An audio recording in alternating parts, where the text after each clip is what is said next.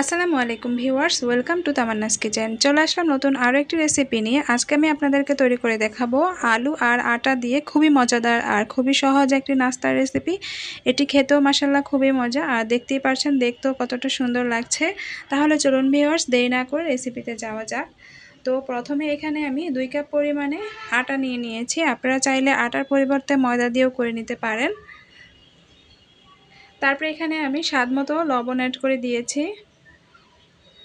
তারপরে এখানে আমি দিয়ে দিচ্ছি 2 টেবিল চামচ রান্নার রেগুলার তেল। দেওয়ার পরে সব কিছু হাত দিয়ে খুব ভালো করে মেখে নিতে হবে। আর এখানে আমি 1 চিমটি পরিমাণে চিনি অ্যাড করে দিয়েছি। চিনিটা দিলে খেতে কিন্তু খুব ভালো লাগে, তাই এই চেষ্টা করবেন চিনিটা দেওয়ার জন্য। তারপর হাতের সাহায্যে খুব ভালো করে এগুলোকে একটু মাখিয়ে নিয়ে নিচ্ছি। তো মাখাতে মাখাতে দেখবেন এক পর্যায়ে এরকম মুঠ করলে দেখবেন এরকম দলা পেকে যাচ্ছে, তাহলেই বুঝবেন যে এটা একদম পারফেক্টভাবে তৈরি হয়ে গিয়েছে। তো এখন আমি পানি দিয়ে অল্প অল্প করে একটা ডো তৈরি করে নিব। একেবারেই কিন্তু বেশি পানি দিতে যাবেন না, অল্প অল্প করে পানি দিবেন আর ডোটা আস্তে আস্তে করে তৈরি করে নিতে হবে। তো দেখতেই পাচ্ছেন আমি কিন্তু খুব সুন্দর একটি সফট ডো তৈরি করে নিয়েছি। এখন এটাকে রেস্টে রেখে দিব 10 মিনিটের জন্য। আর এখানে আমি আলু নিয়েছি। আমি আগে থেকে দুটো বড় সাইজের আলুকে সিদ্ধ করে তারপরে ম্যাশ করে নিয়েছি। তারপরে এখানে আমি 1/4 কাপ পরিমাণে দিয়ে দিলাম পেঁয়াজ বেরেস্তা, আর এখানে একটি ম্যাগি মশলার প্যাকেট দিয়ে দিয়েছি। আর এই ম্যাগি মশলাটা দিলে কিন্তু খেতে বেশি ভালো লাগে। তারপরে হাফ চা চামচ দিয়ে দিচ্ছি লাল মরিচের গুঁড়া, আর এখানে 1 চা চামচ ভাজা জিরা আর শুকনা মরিচ আমি শুকনো খোলায় ভেজে তারপরে এর মধ্যে দিয়ে দিয়েছি। আর এটা দিলে কিন্তু খেতে খুবই ভালো লাগে। তারপরে এখানে টেস্টিং সল্ট দিয়েছি আমি হাফ চামচের থেকেও একটু কম। দেওয়ার পরে এখানে আমি স্বাদ মতো লবণ অ্যাড করে দিয়েছি। তারপরে দিয়ে দিচ্ছি 2 টেবিল চামচ সরিষার তেল। সব কিছু দেওয়া হয়ে গেলে তারপরে হাতের সাহায্যে এটাকে খুব ভালো করে মাখিয়ে নিতে হবে। আর এখন পর্যন্ত যারা আমার সাথে আছেন কিন্তু একটি লাইক দিতে ভুলে গিয়েছেন, আশা করছি একটি লাইক দিয়ে ভিডিওটি কন্টিনিউ করবেন। আপনাদের একটি লাইকে আমাকে পরবর্তীতে আরও নতুন নতুন ভিডিও বানাতে উৎসাহিত করে।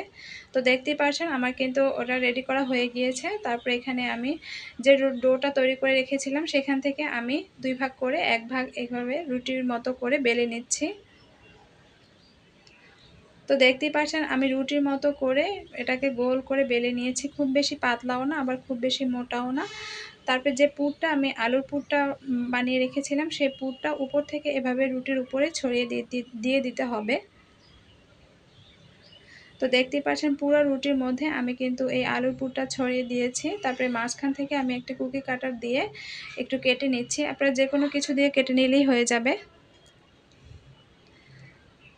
তারপরে একটি পিৎজা কাটার দিয়ে এটাকে চতুর্পাশ থেকে এভাবে করে কোনাকুনি করে কেটে নিচ্ছি। আপনারা দেখেই বুঝে নেবেন যে আমি কিভাবে করছি।